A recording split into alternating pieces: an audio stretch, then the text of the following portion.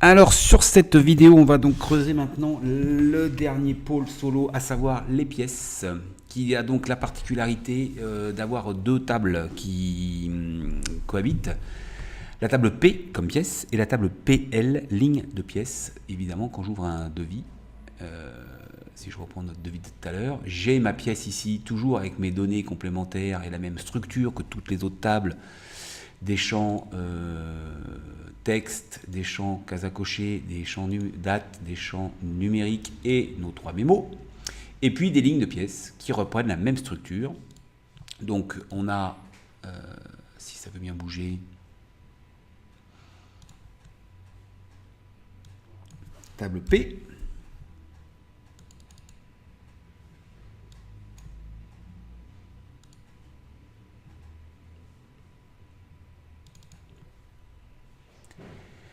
d'ailleurs sur solo, quand on appuie sur le ici là, ça ouvre boot P et PL. Donc on retrouve toujours des champs le plus mémotechnique possible. Notre clé primaire sur les pièces, c'est Penum. Donc on peut évidemment attacher à une pièce un dossier. Ici, on peut évidemment notre P-type avec en face notre table PX qui va nous donner les intitulés des champs texte, des champs booléens, des champs numériques, des champs mémo, des champs date et éventuellement, on va le regarder, des formules de calcul ou des listes déroulantes ou des valeurs par défaut. P-date, la date de la pièce. P-pièce, alors c'est un numéro alphanumérique, c'est un code alphanumérique parce que on peut très bien avoir envie d'enregistrer des numéros de pièces. Souvent en facture c'est des numéros, mais si j'enregistre par exemple des factures fournisseurs, je peux recevoir très bien des factures fournisseurs avec des lettres dedans. Et pourquoi j'ai Penum plus P-pièce et que ça c'est pas une clé primaire, parce que je peux très bien avoir une chaîne, une séquence de numéros de devis différente de celle de facture, différente de celle de commande par exemple, mais je peux très bien avoir un 2014-0323, aussi bien qui concernerait une commande qu'un devis qu'une facture. Il n'y a pas de gestion d'homonyme sur ce champ-là. Donc voilà pourquoi j'ai P-pièce qui est donc le numéro de la pièce qui apparaît d'ailleurs. Ceci dit, autant le numéro, le Penum, il est ici, autant le numéro de la pièce, évidemment P-pièce c'est celui qui fait foi dans mes numéros de pièces auprès de mes clients. Le PDESC, c'est une intro à la pièce qu'on a ici. PDoc, toujours pareil, éventuellement un lien hypertexte vers la pièce. POK, on s'en sert pour ce qu'on veut. Moi, je m'en sers pour mon facturier, par exemple, pour dire est-ce que ce devis alors, dans le facturier, est-ce que ça va bientôt être payé ou pas? Comme ça, j'ai tout de suite les factures qui sont impayées. Je peux tout de suite dire à ma banque sur les 50 factures qui ne sont pas payées, il y en a 10 qui vont rentrer, voilà le montant. Mais ça peut servir pour ce qu'on veut. Par exemple, pour le pipe, on le coche quand on ne veut plus le voir dans le pipe, le devis, quand il est accepté ou refusé. Et là, il y a un truc qui s'appelle P-Prio, qui servait à, je sais pas, à ce qu'on veut. Dans le pipe, il sert beaucoup, puisque c'est ce qui permet de pondérer le devis, par exemple. Évidemment, le P-User, P-USR, qui est l'utilisateur par défaut et surtout l'utilisateur lié à la pièce. Et puis le PCT, qui est le contact. Il y aura un jour un PCTI, on en a parlé, je ne sais plus dans quelle vidéo, qui sera l'interlocuteur pour qu'on ait ici et la société et ou en plus l'interlocuteur auquel on fait le devis. Il y a quelques clients, surtout les agents co, qui l'utilisent déjà, donc j'ai déjà déstructuré l'histoire puisque j'ai une notion de compte, on va dire, et une notion d'interlocuteur avec un nouveau champ qui est PCTI. On a PCT ici, évidemment avec une intégrité référentielle sur le C-code de contact. Et il y aura un PCTI, un de ces quatre, dans la version standard. Je vais finir par le mettre. Donc là, on a tous nos champs numériques booléens, on a l'habitude de tout ça. Il y a mes dates. Alors, c'est sûr que j'aurais pu peut-être réserver quelques champs et ne pas me servir des champs PN1, PN2, PN3. Par exemple, sur un devis ou sur une facture, ce PN1, ici, c'est le montant hors taxe de la vente. PN2, montant hors taxe de l'achat. PN3, l'un moins l'autre. Le TTC. Et puis après, en fonction, il me reste quelques champs libres. En fonction, là, proba, je suis sur un devis, très clairement, sur une facture, par exemple, ça va avoir d'autres sens. Ici, ça va être les acomptes déjà versés et le solde en PN6. J'aurais pu réserver quelques champs en mettant vraiment P hors taxe, PTTC, etc. Ça aurait peut-être été une bonne idée, mais je ne l'ai pas fait. Donc pour l'instant, ça marche comme ça. Le PGC important, c'est le numéro de compte qui est lié, le numéro de compte comptable, lié à ma pièce. PGC. PGOK, c'est est-ce que je comptabilise ou pas cette pièce, c'est la case à cocher qui est ici. Bon là, il y a toute une procédure de comptabilisation de la pièce et il y a une vidéo spécifique sur la question. PCREA, PMAJ, on voit qu'elles ne sont pas utilisées, c'est dommage, ça devrait. Je ne les mets pas à jour, mais je devrais d'ailleurs. C'est-à-dire qui a créé cette pièce et surtout qui l'a mise à jour en dernier. PNUM.org, PPièce.org, c'est quand je duplique une pièce en une autre. Mon PNUM.org me donne la pièce d'origine et le numéro PNUM et à côté le PPièce.org. Et quand je duplique vers une nouvelle pièce, maintenant, j'ai aussi dit ici que la pièce était dupliquée vers tel numéro et vers tel numéro de pièce. Je mets ces deux trucs-là, ces deux notions qu'on retrouve ici et ici. Si je prends un devis, je le duplique en facture, ben ça va me remplacer. Sur la facture, ça va me mettre l'origine, le devis, P-pièce et PNUM de la pièce d'origine. Et sur mon devis, ça va me mettre copier vers le numéro de la facture, P-pièce de la facture et PNUM de la facture que je calcule au moment où je duplique, justement. C'est créé CMAJ, c'est une erreur de longue date, on ne sait pas ce que ça fout là. Et puis PRDAT, PRNB et tout ça, c'est tout ce qui concerne les relances. Alors là, pour le coup, j'ai mis des champs en dur, parce qu'ils sont assez récents d'ailleurs, ils ont moins d'un an ces champs-là. C'est tout ce qui concerne les relances, avec le nombre de relances, est-ce que je stoppe les relances, la date de la dernière relance, l'email à laquelle je fais les relances, et le libellé qui permet de savoir un petit peu, de tracer qu'est-ce qui s'est dit, qu'est-ce qui s'est fait quand je relance, aussi bien du devis d'ailleurs que de la facture. Ben voilà, tout ça c'est PRML. Et alors ça, on en reparlera. C'est la date de lock, on va dire, au moment où je bloque, je fige la facture pour qu'on puisse plus la modifier.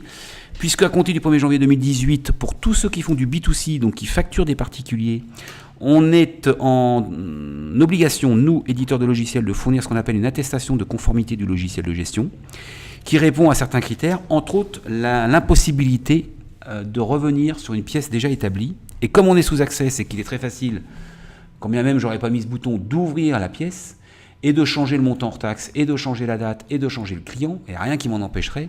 J'ai fait toute une usine à gaz, je ferai une vidéo spécifique sur la question, pour qu'on ne puisse pas rentrer dans la table et modifier en dur le montant hors taxe, le nom du client, la date et le numéro de la pièce. C'est une obligation légale, j'ai une table miroir et tout ça, j'ai mis tout un truc, je vous l'expliquerai en temps voulu. Donc ça c'est en tête et bas de page, on va en tête et bas de facture, en tête et bas de pièce, et puis en face on a PL, avec PLNUM, c'est mon numéro auto numéroté, donc ma clé primaire de ma ligne de pièce, qui est raccordée à PL pièce, qui est le numéro de la pièce. Je parle bien là cette fois-ci évidemment de PNUM et non pas de P pièce, c'est-à-dire ce numéro-là, puisque j'ai une clé primaire ici, une clé primaire ici et une clé primaire ici. Et puis ensuite des champs, on retrouve les PLT1 jusqu'à PLT9, PLN9 jusqu'à PLN9, PLART, c'est la référence liée à l'article, avec une intégrité référentielle, la description en champ libre. PLCT, bah, c'est si je veux attacher, on verra qu'il y a certaines fonctions qui me le permettent et qui sont très pratiques d'attacher un contact spécifique à la ligne de la pièce. Par exemple, si je fais un devis et puis que je veux renseigner ici les fournisseurs auxquels je vais m'adresser, ça peut être, d'ailleurs j'ai un module qui permet même dans un clic de passer les commandes aux fournisseurs en fonction des fournisseurs que j'ai choisis sur les lignes de ma pièce. PLDate, c'est une date qui est ici, qui permet de, on le verra, ça a l'usage divers. Par exemple, si je fais une facture qui est générée à partir des bons de livraison, ici je vais avoir la date du bon de livraison, et ici on a un mémo en jaune, qui est le PLM1 en fait. Et puis il y a aussi un truc très important, PLGC, qui est le numéro de compte comptable, donc lié à GC, qui est le plan comptable de Solo, qui est ici, qui permet de savoir sur quel compte je vais comptabiliser mes factures clients, mes factures fournisseurs, compte de charge, compte de produit, au regard et en hors taxe de mon compte de tiers, client ou fournisseur. Avec un calcul de la TVA automatique, on en reparlera. Le PLOKLA, le PL Prio, on en a parlé, user. Ah non, pardon, on est dans les PL. Alors ça, honnêtement, je ne m'en sers pas, mais rien n'empêche de s'en servir s'il y avait une demande particulière sur les lignes de pièces. On va rester dans le standard. Donc en réalité, dans PL, on n'a vraiment que les champs standards auxquels on est habitué maintenant. Il n'y a pas grand-chose de plus, donc il n'y a même rien du tout. Et alors, ici, ne me demandez pas pourquoi, sur tous les formulaires, j'ai mis les noms de champs. D'ailleurs, ici en données, on trouve ici les noms de champs de la table. à rien réinventer, et allez comprendre pourquoi, sur les lignes, en source de mon formulaire qui s'appelle article avec un S, qui est un sous-formulaire donc à la table P. Je ne sais pas pourquoi j'ai pas appelé ce formulaire PL, enfin peu importe. Trop de changements pour refaire machine arrière. La source, j'ai renommé les champs. Alors pourquoi? J'en sais rien. C'est-à-dire que plutôt de savoir de mettre les champs PLN, même si au bout de bout on est obligé de les connaître par cœur, PLN9 c'est le rang, c'est-à-dire le tri des lignes de la pièce, on va le revoir. PLN num, j'ai mis num pour comme ça. La famille, je ne sais même plus ce que c'est. La description PLDES, sous-partie PLT1, c'est pour faire les sous-totaux, on en a parlé dans une vidéo précédente. QTE, c'est PLN1, prix d'achat PLN2, prix de vente PLN3, PLM1 c'est le commentaire, PLDate on en a parlé, le compte PLGC, PLT2, TVA PLN4, PLN5 dans le TTC, PLN6 pour le taux de remise. Pourquoi j'ai pas gardé les noms de champ, j'en sais rien. Et puis là j'ai un champ calculé très pratique quand on fait de la gestion de stock temps réel, c'est que ça va me mettre en source et en affichage seulement le stock temps réel. Ça me calcule le stock de ma référence quand je la choisis directement, ça me calcule. Alors sur moi, ma base de données sous Luciel, ça n'a pas trop de sens puisque je gère pas les stocks. Je le vois, service, là je suis à moins 2018 puisque sur cette référence, j'ai pas de stock bien évidemment. Mais ici c'est pour nous afficher le stock temps réel. Ça sert beaucoup à tous ceux qui font du négoce de connaître en temps réel la position du stock dès qu'ils ont saisi la ligne. Ça peut être très intéressant. Donc on va trouver PLN1 la quantité, prix, alors PLN2, PLN3, PLN4, attention c'est 0,20, 0,2 qui est stocké là-dedans, la remise PLN6, le TTC, PLN5, PLN7, PLN8, PLN9, pour l'instant non, PLN7, PLN8 sont libres et PLN9 c'est ici le tri qui me permet donc de pouvoir afficher, quand je saisis une nouvelle ligne ici, de pouvoir retrier mes lignes à l'affichage. Ok.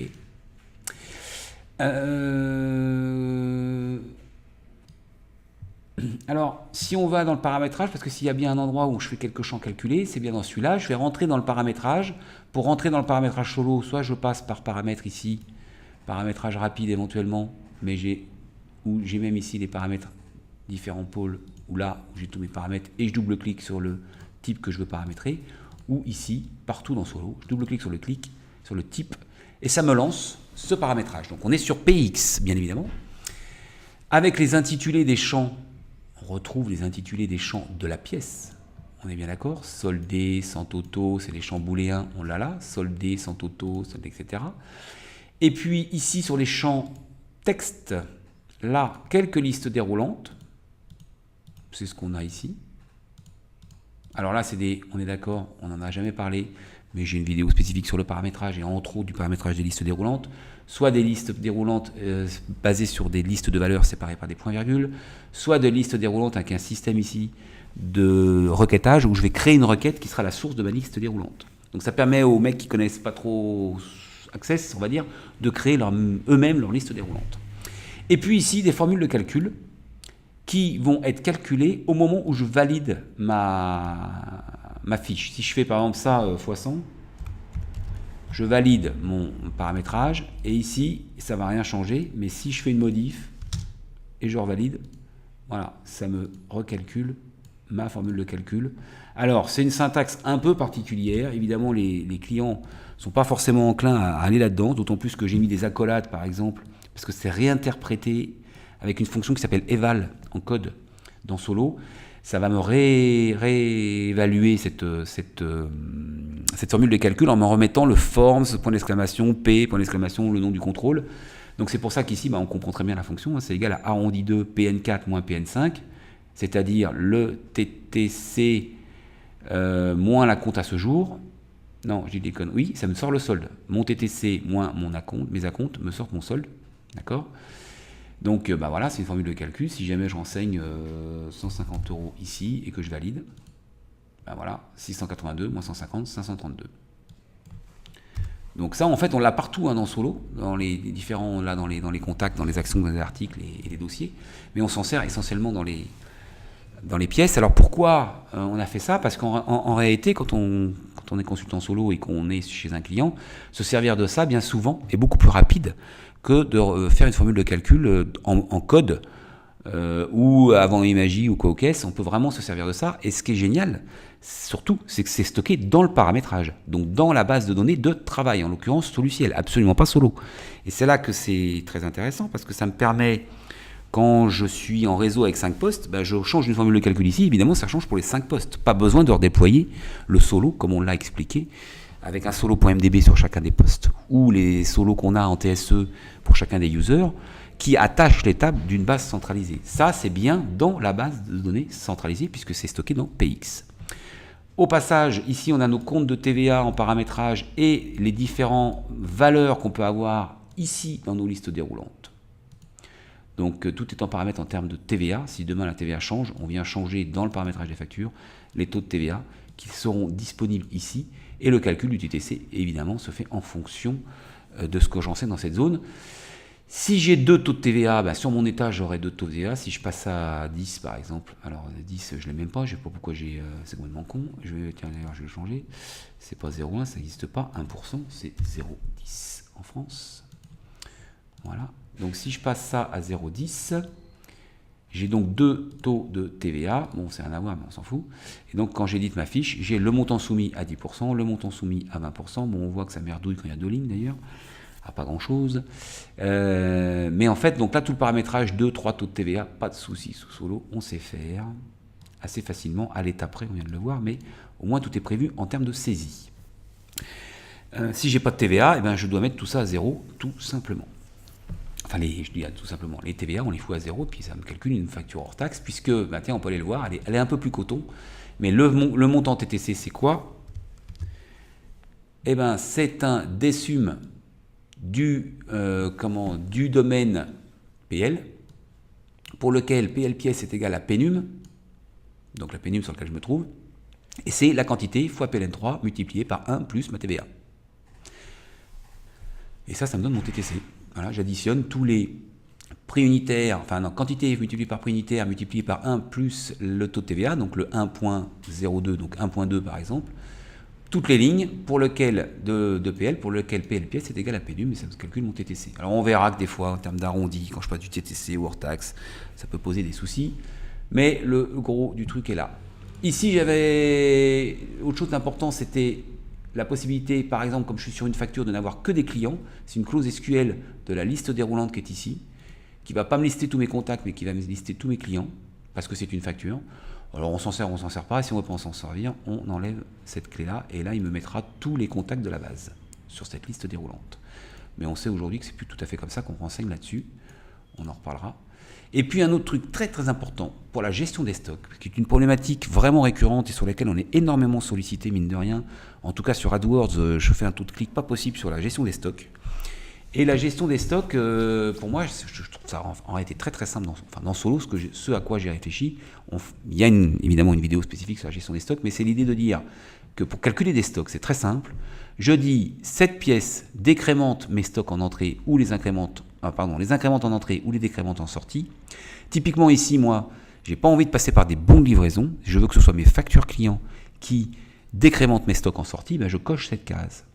Et mes références ici, pondéré de mes quantités sur des factures entre deux dates est capable de me dire, bah voilà, j'ai tout ça de sortie parce que les factures sortent. Sur des bons de réception qui sont en entrée, par exemple, si je vais sur un bon de réception, j'ai pas de bon de réception là-dessus, c'est quoi ce délire? Bon de fabrication, c'est en entrée. Quand je fabrique quelque chose, ça me génère ma référence en entrée, et l'un moins l'autre entre deux dates me donne tout simplement mon stock. On reparlera évidemment des stocks avec ce fameux calcul de stock temps réel, stock même antérieur à une date, et surtout comment je gère les nomenclatures. Évidemment, si j'ai un PC avec 4 pièces détachées, il faut que quand je vende le PC, ça me sorte aussi les 4 pièces détachées du stock. On ne va pas se polariser là-dessus pour l'instant. Quand j'ai fait une belle facture et que mon client veut que tout ce paramétrage-là, on ne l'a pas vu, mais quand je peux toujours dupliquer un paramétrage. Ici, il va me demander un nouveau nom, et ça sera un nouveau type, mais ça m'évite de refaire. Alors celui-là, il n'est pas trop costaud, mais par exemple une facture. Voilà, tout ce paramétrage-là, si je n'ai pas envie de me le retanker, je peux dupliquer un type en un nouveau type. Je peux le faire ici, comme je peux le faire d'ailleurs ici. Je me mets sur mon type, je sais pas moi, facture, comme on l'a vu tout à l'heure. Alors moi, des types, comme vous voyez, j'en ai pas mal, facture, et je le duplique en bas ici. Il me demande un nouveau type, et il me duplique tout le paramétrage. PX, PP et PY. On en a déjà parlé, c'est la même chose partout. En tout cas, on en a parlé sur les autres tables, puisque PP, j'ai les listes déroulantes, par exemple. J'avais trop de champs, en fait, pour tout mettre dans PX. Il y avait trop de champs. Là, j'ai les valeurs, j'ai les formules de calcul, j'ai les... Est-ce que mes listes déroulantes sont des... parce qu'on avait le même système tout à l'heure. Est-ce que mes listes déroulantes sont des listes séparées par des points-virgules ou des requêtes, du SQL? Parce que l'interprétation, évidemment, de la liste déroulante ne sera pas la même. Et puis, il y a PX et PY. Je ne sais plus trop ce qu'il y a là-dedans. Il y a encore des intitulés, il y a des valeurs par défaut, je ne sais plus où c'est. Voilà, ça, c'est les valeurs par défaut. PY, c'est toutes les valeurs par défaut, en fait. Parce que j'avais plus trop de... Honnêtement, ça fait tellement longtemps que je n'ai pas plongé là-dedans que je ne sais même plus trop ce qu'il y a dans PX et dans PY. Je me sers toujours de ce formulaire pour rentrer les choses. Alors, on voit un -1 ici, donc soldé par défaut. C'est complètement con, d'ailleurs, parce que c'est pas toujours soldé, donc ça, je l'enlève. Mais si je prends, par exemple, pour revenir sur ces valeurs par défaut, je vais sortir de pièce 2 secondes 12. Voilà, sur les articles, quand je crée un produit, et bien là, ça vaut le coup de mettre 0,2 ici pour taux de TVA. Comme ça, quand je crée un produit, plus produit, ben, j'ai tout de suite 0,2 en TVA. Et donc, le client peut avoir comme ça, mais partout dans Solo, encore une fois, des valeurs par défaut, des champs calculés, etc. etc. Quoi dire de plus sur pièce dans l'immédiat? C'est pas mal. Évidemment, après, en découlent les états. Donc, il y a une vidéo qui explique que là, il vient de me lancer un état qui s'appelle P facture dièse. En tout cas, le dièse facture dièse parce que je suis sur une pièce de type facture. Et donc ici, ben, on va retrouver les différents champs de P, comme PT1 qui contient l'adresse, comme PDate, la date, comme PDESC, l'intro, et puis en dessous, le détail avec PLArt qui est la référence, qui d'ailleurs chez moi n'est pas affichée, parce qu'il y a des clients qui ne veulent pas afficher les références, qu'on n'a rien à foutre, ou qu'on n'a même pas de référence, et on peut très bien faire de la facturation sans référence dans Solo, il suffit de renseigner juste les descriptions, quantité, prix d'achat, prix de vente, voire même prix de vente. Là, c'est le PLDESC. Alors là, par contre, j'ai pas renommé les champs, hein, c'est les champs de la table. Là, j'ai mes remises, faut aller voir ce qu'il y a dedans, mais je les affiche que s'il y en a. PLN3, si c'est nul, je ne l'affiche pas, je mets rien plutôt que mettre un 0, sinon je mets PLN3, la quantité, le montant cumulé de ma ligne en fait, et puis en bas, je retrouve mon montant hors taxe, la TVA, le TTC, les acomptes versés et le total à régler, avec un sous-formulaire ici pour la TVA qu'on a vu tout à l'heure. Donc c'est avec ça qu'on condense. Donc la source, bah, c'est P plus PL. J'ai mis C aussi si j'avais des informations à aller chercher sur C, comme le numéro intracommunautaire de mon client par exemple. Et puis bah, tous les champs de la table P et tous les champs de la table PL. Avec les taux de TVA. Je vous laisse regarder un petit peu la source de ce truc-là. Et donc c'est avec ça que je vais dessiner mes états de pièces. Okay, avec donc une en-tête de groupe qui est PLT1, puisque je voulais, alors on va sortir de là, on va aller chercher un petit devis.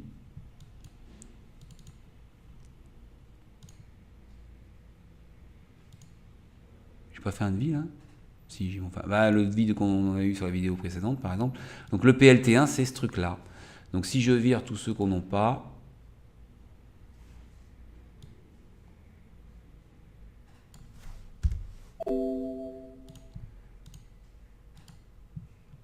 ça va me permettre, voilà, salle à manger, salle de bain, et en fait, ici, dans la version par défaut, elles ne sont pas affichées, mais ça c'est invisible, mais ici ça permettrait d'avoir un sous-groupe. Il est visible, mais c'est ce truc-là qui n'est pas visible, je crois. Voilà. D'avoir le total par rubrique ou par... alors bon, il faut que je l'arrange un peu, mais total temps, total salle de bain, temps, et ça me cumule évidemment mes montants. Donc bah là, il faut travailler un petit peu sur les états pour voir un petit peu tout ce qu'on peut faire. C'est vrai que moi, je trouve que le générateur d'état, à ce niveau-là, trouve quand même quelques petites limites. Voilà, j'en dis pas plus, on fera peut-être une vidéo où on se reparlera sur les états de façon spécifique pour les pièces. Ben voilà, en gros, hein, l'ensemble de tout. Qu'est-ce que je pourrais ajouter? Non, pas grand-chose, je peux dupliquer. Bon, là, je parlerai après des modes de fonctionnalité, mais on va pas parler de ça aujourd'hui. Ça suffit pour la structure, en tout cas, du pôle pièce et des deux tables P et PL.